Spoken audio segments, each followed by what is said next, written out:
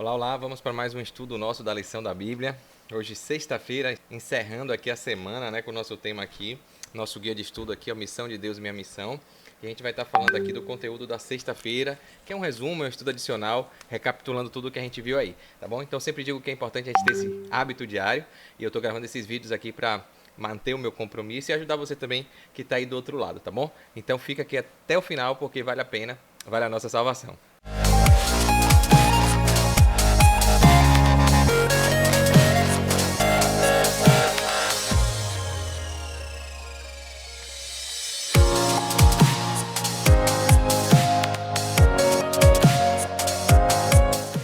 Maravilha, maravilha. Vamos lá então, fazer nossa oração aqui. Querido Deus amado Pai, muito obrigado, Senhor, por mais um dia, pela vida, pela oportunidade de estudar a Tua Palavra. Senhor, derrama Teu Santo Espírito para que a gente possa entender e que a gente possa colocar em prática tudo que a gente estudou durante essa semana. Nos prepara, nos ajuda a ter um sábado deleitoso na Tua santa companhia. É o que te peço e te agradeço em nome de Jesus. Amém. Vamos lá então, fazer a transição aqui. Sexta, dia 8 de dezembro. Missão em favor dos não alcançados, a gente está estudando, parte 1. E aqui na sexta-feira vem trazendo aqui, estudo adicional, um dos principais ensinamentos da história da experiência de Paulo no Areópago é o estudo prático de como a gente deve abordar um grupo de descrentes não alcançados, que resultou em um pequeno grupo de crentes começando em Atenas. Então, essa foi toda a história da semana que a gente viu. E aqui o professor brasileiro coloca um resumo e aplicação espiritual aí para a gente no dia de hoje.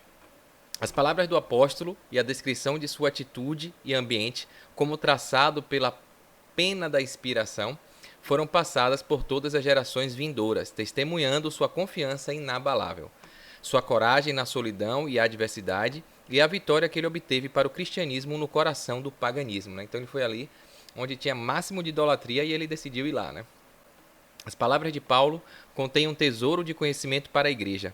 Ele estava em uma posição em que poderia facilmente ter dito algo que irritaria seus orgulhosos ouvintes e o colocaria em dificuldades. Seria o mais comum, a gente deixar a emoção à flor da pele e ficar com raiva ou agir de forma, digamos assim, não muito sábia.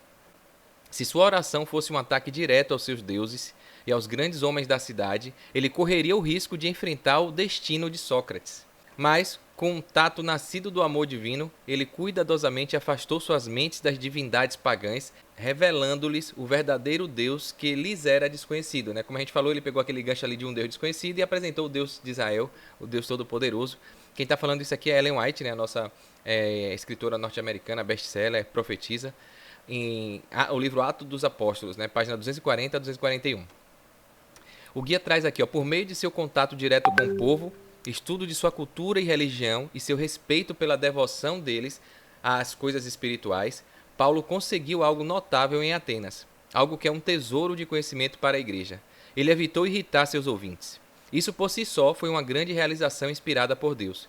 Isso, de acordo com Ellen G. White, que foi a gente acabou de ler aqui em cima, é o tesouro de conhecimento ao qual, como igreja, precisamos prestar atenção nessa história. Então fica o aprendizado, de a gente estar ali com equilíbrio, com sensatez, com coerência, não despertar ira, nem raiva, nem questionar, nem colocar prova, nem querer debater com o intuito de mostrar que sabe mais ou que tem a verdade. Tem que ser com um jeitinho que a gente já estudou aí durante a semana.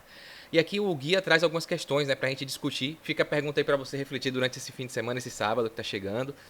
E foram questões que a gente acabou respondendo durante o estudo da semana, Com base no exemplo de Paulo, quais são os passos para a gente evangelizar uma cidade, Então a gente viu aqui, vou dar só um spoilerzinho rápido, a gente viu que é bom conhecer a cultura, o contexto, o povo, como é que o povo vive, E nas lições das semanas passadas a gente viu a importância de procurar se relacionar, criar um vínculo, Procurar encontrar, perguntar se pode ajudar em algo, Se tem alguma demanda, alguma necessidade, e aí depois a gente, com um gancho, com o momento certo, com algo que cria identidade, proximidade, a gente falar, da Bíblia.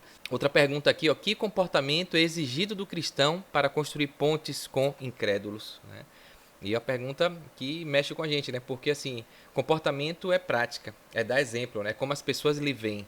A gente viu que Paulo era uma pessoa eloquente, falava bem, polida, temente a Deus, as pessoas o viam como uma pessoa diferente, Então, a gente precisa ver aí como é que está o nosso exemplo prático, como é que está o nosso estilo de vida, se a gente está realmente deixando transparecer que somos cristãos ou não, somos mais uma pessoa como qualquer outra aí.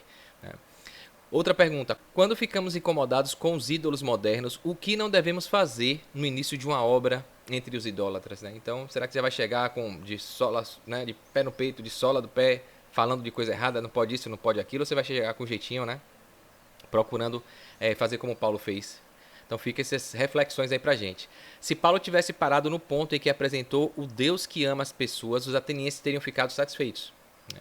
No entanto, ao falar da ressurreição de Jesus, né, que era algo para eles diferente, assim, inimaginável, né, ele cruzou uma linha que fez com que alguns pensassem que ele estivesse enganado. Paulo errou? Então era para Paulo omitir a questão de Jesus para ficar de boa com eles ali? Ou foi certo ele falar a verdade e contar a história completa? E aí também vou dar um spoilerzinho aqui, eu acredito que sim, não adianta a gente contar meias verdades, né? Porque meia verdade não é a verdade toda. E hoje o mundo do politicamente correto, né, para lacrar, para se manter bem na fita, né, para ter muitos seguidores, as pessoas omitem, não falam as verdades completamente, a verdade absoluta, omitem, que omite está deixando a desejar, né, do plano da salvação. A gente tem que pregar a palavra, né, correta, completa. Ainda que alguns critiquem, ainda que alguns achem que a gente está enganado, mas a gente vai encontrar as pessoas que vão acreditar e que vão seguir, né? Então, Paulo, de maneira nenhuma, eu acredito que ele tem errado nisso, né? Tem que falar assim, como é que a gente vai falar uma verdade? E a gente vê, às vezes, a igreja fazendo isso, né? Querendo tapar o sol com a peneira, escondendo algumas coisas, não fala, deixa a pessoa tomar uma decisão sem saber completamente o que é que ela precisa fazer, né? Para seguir a Deus, para ser obediente. E aí, quando a pessoa entra, vai, e aí daqui a pouco vem, mas não me falaram isso, eu não sabia disso, né? Então, é aqueles vendedores, falando do meu mundo das vendas de trabalho, que às vezes ilude, fala uma coisa, propaganda enganosa, e depois, quando chega ali, não é nada daquilo. Ou então, faz uma promessa mirabolante, e depois quando entrega o produto não entrega o que prometeu, né? Então é melhor a gente falar logo toda a verdade, dizer toda a mensagem, como Paulo fez, né? E cada um haja da forma que achar mais conveniente, né? Que lhe aprouver. Tá bom? Então escolasabatina.net é onde a gente pega esse guia. Aqui um resumo do professor Gilberto Brasiliano. Podemos encerrar mais uma lição com a certeza de que o Espírito Santo nos levou à compreensão do que é preciso para que a missão divina que abraçamos como nossa nos leve a alcançar os não alcançados.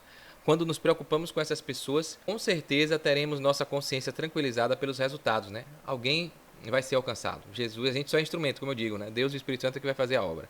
Aqui tem uma ilustração legal. Ouvimos recentemente o testemunho de um evangelista, amigo nosso, que foi atrás de um não alcançado. Era um irmão da igreja que infelizmente tinha se afastado dos caminhos do Senhor e se envolveu com as drogas, né? Indo morar na Cracolândia. Então a pessoa que era da igreja se afastou, foi viver na Cracolândia. Ao pregar em uma igreja, ele recebeu o apelo do filho desse homem. Então o filho desse homem que saiu da igreja, que ficou na Cracolândia lá drogado, foi no apelo e foi, falou que ninguém queria mais tentar alcançar o pai dele, né? Por causa do lugar onde ele estava e por causa das várias tentativas da família. O filho adolescente dessa pessoa viciada não conseguia mais dormir, nem ir à escola, não queria mais comer, nem se interessar por nada da igreja, ao saber que o pai estava praticamente perdido nas drogas, né? O evangelista, por inspiração divina, resolveu ir alcançar este não alcançado e se vestiu como as pessoas da Cracolândia e junto com 2 obreiros foram procurar essa pessoa, né, o pai do adolescente. Então imagina, né, o obreiro falou, não, vamos dar um jeito aí. Então se vestiu de mendigo, de drogado e foi lá no meio da galera. Demoraram uns 3 dias andando por entre os drogados como se fossem dali. Até que um dia encontraram essa pessoa, né, o pai do adolescente. E o pai do adolescente, né, quando viu o evangelista, foi logo dizendo, eu não vou voltar para a igreja. Já reconheceu o cara, né? Então, se vieram aqui por isso, perderam a viagem. O evangelista disse que estava ali por causa de uma outra pessoa e mostrou a foto do filho daquele homem. Então, falando, não estou aqui por causa de você não, eu vim aqui por causa desse jovem aqui, ó, que é seu filho.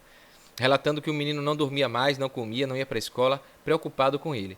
Ele ficou emocionado e o evangelista propôs a essa pobre alma uma internação numa clínica dirigida por irmãos nossos da igreja adventista, né? Ele aceitou e ficou 1 ano internado até ser totalmente liberto das drogas. Voltou para casa e ao invés de voltar a trabalhar em seu ofício profissional de marceneiro, disse ao evangelista, irmão, eu quero trabalhar com você, eu quero alcançar os não alcançados, né? E que maravilha, né? E assim Deus foi louvado por essa vida restaurada, a igreja e a família. Deus seja louvado. Amém, né? Então essa que é a missão, né? Aqui, ó, isso quer dizer que não podemos nos excluir da tarefa de buscar os não alcançados nunca, né? Esse é o trabalho da gente. Por mais que a gente às vezes se sinta assim, né, meio desconfortável, às vezes, como eu falei, às vezes pessoa que parece que dá medo, fica com medo de acontecer alguma coisa, né? Risco à nossa vida, à nossa saúde, de pessoas doentes, né? Enfim. Às vezes fedorenta, né? Enfim, a gente fica meio com receio, né? Mas de alguma forma a gente tem que tentar se imbuir de outras pessoas, juntar mais pessoas e fazer como o irmão aqui foi, né? Foi com mais 2 obreiros, não foi sozinho. E a união faz a força, né? Ellen White coloca aqui, ó, não temos nenhum direito de condescender com qualquer coisa que resulte em um estado da mente que impeça o Espírito de Deus de impressionar-nos com o senso do dever na missão. É obra-prima da habilidade satânica colocar os homens onde estes dificilmente possam ser alcançados pelo Evangelho. Então, ó, é o que a Ellen White fala, né? Em Conselhos para a Saúde, 432, Conselhos de Saúde, né? Vou repetir, ó, é obra-prima da habilidade do diabo, de Satanás, colocar os homens onde esses dificilmente podem ser alcançados pelo Evangelho. Você já faz de propósito colocar bem distante, para os cristãos acharem difícil ir lá, né? O apóstolo Paulo poderia ter ido para outra cidade pregar o evangelho, ao invés de parar em Atenas, capital da idolatria grega, com tantos deuses adorados pelo povo. Ainda mais se colocar diante de filósofos e eruditos que só queriam discutir e testar o conhecimento uns dos outros com sua curiosidade, né? Apenas por satisfação pessoal, de ego, né? Paulo, no entanto, sabia que Deus o dirigira até ali com o propósito de alcançar os não alcançados. Ele soube utilizar os recursos da boa oratória, pois dominava o assunto cultural e religioso dos atenienses e se baseou no altar ao Deus desconhecido, a gente estudou isso, né? Para tornar conhecido o evangelho entre aquelas pessoas que dificilmente seriam alcançadas de outra forma. Muitos creram e o esforço do apóstolo Paulo nos deixou um exemplo maravilhoso de como podemos envidar esforços para alcançar os não alcançados. Muitos do que hoje são nossos irmãos de fé podem testemunhar que eram casos perdidos, mas foram resgatados pelo esforço de alguém preocupado com a salvação deles. E hoje eles é que lutam para alcançar os não alcançados. Maravilha então, né? Então mais uma vez aí um estudo da lição que a gente termina. Exemplo maravilhoso para a gente colocar em prática. Aqui o Salmo 44:6, né? Não confio no meu arco e não é a minha espada que me salva. Então a gente é instrumento, tem que confiar sempre em Deus. E eu já deixo um feliz sábado para você, que Deus te abençoe. Ótima preparação aí para você, para sua família. Descansa, procura estar mais conectado com a natureza, com Deus, com a sua família. Deixa as coisas do dia a dia da semana um pouco de lado e você vai ver os benefícios do Espírito Santo na sua vida e da sua família. Que essa aqui seja a nossa mensagem, a nossa oração diária para Deus, né? Guia-me na tua verdade, Senhor, e ensina-me, pois tu és o Deus da minha salvação. Tá bom? Então, feliz sábado, espero que você tenha gostado. Curte aqui. Comenta, escreve aí o que é que você acha, o que é que você achou do estudo da semana, tá? Se inscreve aqui no canal e clica no sininho para você receber os avisos, as notificações sempre que eu postar um vídeo novo aqui, tá bom? Então, ótimo sábado, um forte abraço, sucesso e fique com Deus.